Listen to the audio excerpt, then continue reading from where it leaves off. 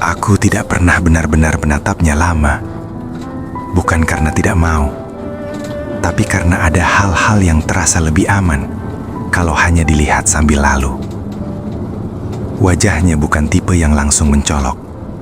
Tidak ada kesan cantik yang menuntut perhatian. Justru itu yang membuatku terus mengingatnya. Bentuk wajahnya oval, dengan garis rahang yang lembut. Tidak tegas, tidak keras. Seperti wajah orang yang jarang terburu-buru. Kulitnya cerah ke arah hangat, bukan putih yang kontras. Lebih seperti warna yang hidup, seperti sering tersentuh matahari pagi. Ada bayangan tipis di bawah matanya, bukan tanda lelah berlebihan. Lebih seperti jejak orang yang menjalani hari tanpa terlalu banyak mengeluh. Setiap pagi, di antara desakan tubuh dan suara mesin, wajah itu selalu muncul sebagai sesuatu yang tenang. Matanya tidak besar, tidak dramatis. Ujungnya sedikit turun, membuat tatapannya terlihat lembut, bahkan saat ia tidak tersenyum. Dia jarang menatap sekitar, lebih sering menunduk ke lantai bus, ke layar ponsel, atau ke pantulan samar di kaca jendela. Tapi setiap kali matanya terangkat, aku merasa dia sedang mendengarkan dunia, bukan menantangnya. Rambutnya hitam, panjang sedang, biasanya diikat rendah. Kadang ada helaian kecil yang lepas di dekat telinga atau leher. Aku pernah melihatnya membetulkan rambut saat bus berhenti mendadak. Gerakannya pelan, tanpa cermin, seperti seseorang yang sudah berdamai dengan wajahnya sendiri. Hidungnya kecil dan lurus, bibirnya tipis, sering dalam posisi netral, tidak tersenyum, tidak juga murung. Detil-detil itu tidak istimewa kalau diceritakan satu persatu. Tapi entah kenapa, aku selalu ingat semuanya. Posturnya tegak, tapi tidak kaku. Seperti orang yang tahu caranya berdiri tanpa harus terlihat kuat. Tangannya ramping, jarang memakai aksesoris. Jam tangan sederhana, tidak ada cincin. Aku tidak pernah benar-benar mencium parfumnya. Hanya sesekali wangi bersih, ringan, seperti sabun atau deterjen pakaian. Dan anehnya, itu cukup. Tidak ada satupun yang terasa berlebihan. Dia tidak meminta diperhatikan, tidak juga mencoba menghilang.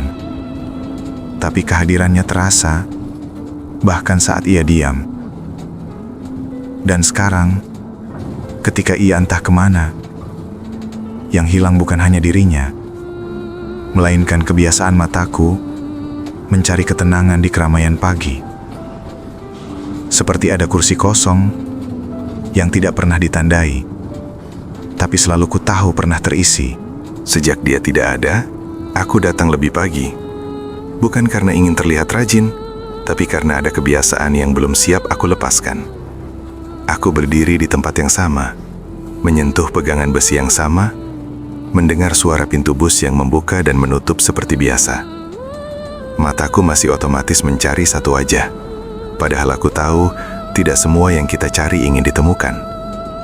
Ada harapan kecil yang tidak pernah aku ucapkan, bahwa suatu pagi, tanpa peringatan apapun, dia akan berdiri di sana lagi, dengan wajah yang sama, dengan diam yang sama, dan semuanya kembali seperti setahun yang lalu. Aku sering bertanya, tanpa tahu kepada siapa. Sekarang, dia sedang apa? Apakah dia masih bangun pagi dengan alarm yang sama? Apakah dia masih naik busway? Atau hidupnya sudah berpindah ke rute yang tidak pernah aku lewati? Mungkin dia sedang duduk di kursi yang lain, menatap jendela yang lain, dengan pikiran yang tidak pernah menyentuh namaku. Aku mencoba membayangkan hidupnya tanpa aku di dalamnya, dan itu terasa masuk akal. Karena sejak awal, aku memang tidak pernah ada di ceritanya. Aku tidak marah, karena tidak pernah berkenalan. Aku hanya belajar menerima bahwa ada perjumpaan yang memang tidak ditakdirkan untuk dimulai. Namun, aku juga tidak memaksa diriku untuk lupa. Jika suatu hari kami bertemu lagi, di halte yang berbeda, di jam yang tidak sama, aku akan mengenalinya. Bukan karena wajahnya, tapi karena rasa tenang yang muncul tanpa sebab. Dan kalau pertemuan itu tidak pernah terjadi, aku akan tetap baik-baik saja. Karena setidaknya aku pernah menunggu seseorang tanpa syarat. Dan itu, entah kenapa, terasa cukup. Nona, dimanapun kamu berada sekarang, semoga kamu selalu baik-baik saja. Doaku diam-diam selalu menyertaimu. Terima kasih, karena tanpa pernah kau sadari, kamu pernah hadir dalam cerita hidupku sebagai penyemangat pagi. Kau berteman mentari, menemani langkahku di jam-jam berangkat kerja yang biasanya terasa biasa saja. Dan kini, saat malam datang tanpa kehadiranmu, aku belajar mengikhlaskan. Selamat malam, Nona. Pagiku yang pernah ada. Aku tahu kau ada, meski tak kau bicara.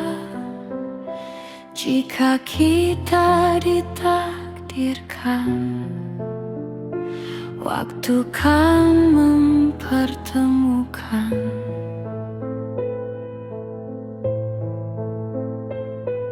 Samar terbias mentari, aku melihatmu terlukis di pantulan kaca, dan aku merasakanmu. Maaf bila kehadiranku hanya sebatas pagi. Maaf bila kehadiranku sebatas pagi. Aku tahu kau ada, meski tak kau bicara. Jika kita ditakdirkan, waktu kan mempertemukan. Samar terbias mentari, aku melihatmu terlukis di pantulan kaca, dan aku merasakanmu. Maaf bila kehadiranku hanya sebatas pagi. Maaf bila kehadiranku sebatas pagi.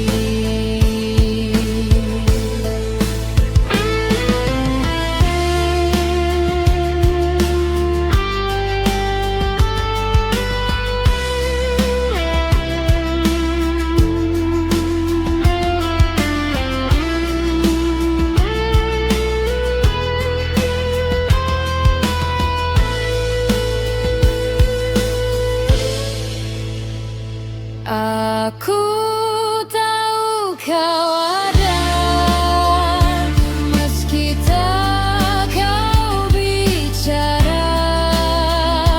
Jika kita ditakdirkan, waktu kan mempertemukan.